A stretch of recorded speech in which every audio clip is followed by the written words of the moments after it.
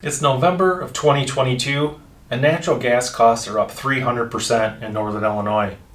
Now they're up in various amounts all over the US, but a lot of people are looking into electric supplemental heat, like this electric fireplace. This is a 1500 watt electric fireplace, but what does that cost to run?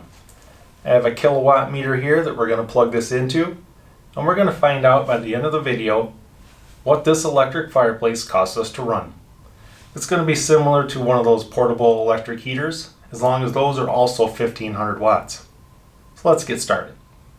To run this heater 24 hours a day, 7 days a week, you're looking at about $986 per year. Monthly cost would be about $81.25. That brings you to a weekly cost of about $18.97, and roughly about $2.71 per day. That's what it's going to cost you to run a 1500 watt electric fireplace 24 hours a day, 7 days a week. Now if you run it half of that, just go ahead and cut the numbers in half. I want to put a link to a kilowatt meter. You can buy these off Amazon in the description.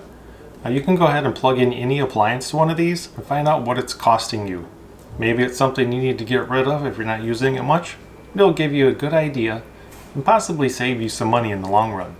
Hope you guys found this video helpful and informational, and thanks for watching.